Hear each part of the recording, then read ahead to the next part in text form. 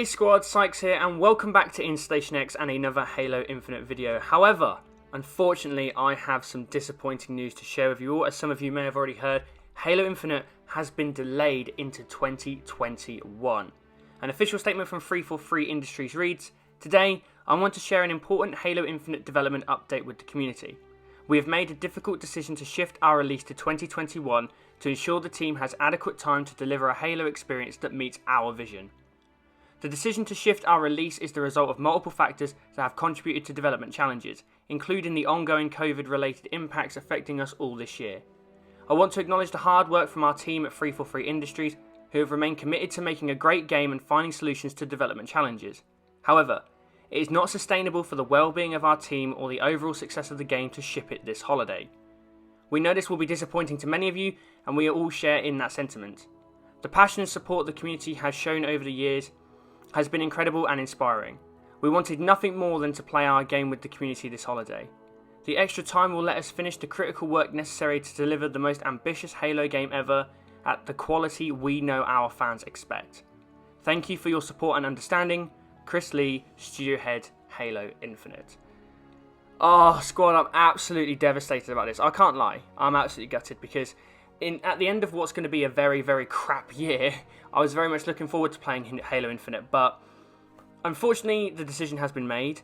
But as the title of this video alludes, I believe it is 100% the right decision. Yes, we're going to miss out on the game this holiday. Yes, we're going to miss out of that media hype train as we roll into the holiday. We're going to miss out on potentially the announcements of special editions of hardware, of a special edition of the Series X and all the Razer stuff they were going to announce, which I'm gutted about, but that can wait, because ultimately this is the right decision for the game, for the experience that the fans are going to have, and importantly for long-term the Series X, because we don't want Halo launching in a broken state. We don't want a repeat of what happened with MCC, where the servers were broken, multiplayer was screwed.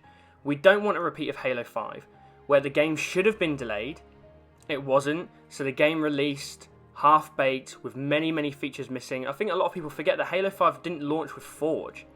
It didn't launch with Big Team Battle. You know, there was no sign of Firefight for like a year. Like, those monthly updates that we got that were free for Halo 5, they were kind of disguised as, well, they're updates. Well, actually, the stuff that were in those updates should have been in the game from the get-go. So what does this mean?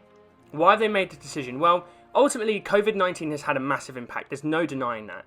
343 is a studio of hundreds of people. They are working on the largest scale Halo game ever created in the franchise. And since March, when all this disruption began, they've lost 3, 4, 5 months of hard work time. And they're going to miss more because they're not back in the studio yet. They're not back working natively with their systems. They're all working remotely from home. And that's going to create a massive problem for game development. Like, games are really big. And they're really complex, and you know, the tiny little things that go wrong can have a massive impact. I think it also gives them time to polish the game up, right? There's no denying that the criticism that they had from the demo at the Xbox Game Showcase was probably weighing heavily on their mind. They probably expected it, and I don't think it was the entire reason for this decision. I don't believe that. But I think it probably has contributed. Like many people are saying, there's many variables and many factors that have contributed to making this decision. And I think that is one of them, but I don't think it's the main one. I think another decision and reason why this has been made is the lack of potential for beta or flighting programs, which I think a lot of people were very anxious about, especially the fans. And I would assume that they were anxious about it internally as well, because again, like I said, we don't want a repeat of what happened with MCC. This game needs to launch, and it needs to be flawless. It needs to work seamlessly. It needs to just function incredibly well, incredibly smoothly. The gameplay, the UI, everything, it just needs to work brilliantly, because this game needs to launch perfectly. Okay? It needs to launch so it can be great, because it needs to be great. And ultimately, the game will be better for this decision. Although I'm absolutely gutted that I can't play it this year, I'm happy to wait, because I would rather have a top quality experience a year from now than have a mediocre experience in a couple of months' time. And I think a lot of people have shared that sentiment across the community, which is good. I'm glad to see everyone's kind of actually agreeing for once, which has been rather nice. I think ultimately as well, this has been a massive, massive decision by Microsoft. And it's been a massive decision by the team at Xbox, at Phil Spencer, and it's been a massive decision from 343's leadership. And I think they all deserve credit. You know, some people can say, ultimately, this was poor leadership if they were trying to get the game out this holiday regardless. But it still took some serious balls for them to go, you know what, even though it's our flagship launch title for the Series X, it is more important for the game, it's more important for the well-being of the studio, and it's more important for the long-term success of this franchise to just move it out of the way. And ultimately, I think it could help the game as well, because they're moving out of a launch window, which was probably going to have some really, really big games, especially third-party games. Cyberpunk, Assassin's Creed Valhalla, you know, some big franchises in there. Call of Duty will probably turn up at some point as well. FIFA, if I don't know what they're going to do. Like, there's lots of big franchises that try and launch in that window, and Halo is a big franchise, but I think moving it out of that window and giving it more time to breathe later on next year, I think is a very, very good idea. What does that mean for the Series X? Well, the Series X isn't going to have a flagship launch title. So be it. I mean, I am obviously going to buy the Series X regardless. I've been gearing up for this for, you know, the last year since it was announced. I'm just sad that I'm probably going to have to buy the normal version and then try and get the Halo Infinite Edition later on down the line. But, you know, I can work around that. That's fine.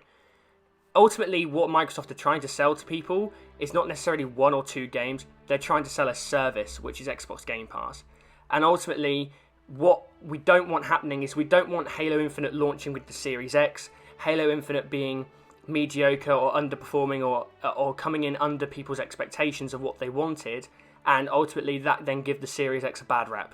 You know, I want the Series X to do very, very well as it can, and I want it to do well with an amazing Halo game. And if that means that we have to wait for a year for that, and we have to see what 2021 will bring in terms of first-party exclusives or third-party agreements they can make to bring games over to the Series X, so be it. And ultimately, when in 2021? I think a lot of people are asking that question. We don't really know. They've not really confirmed yet.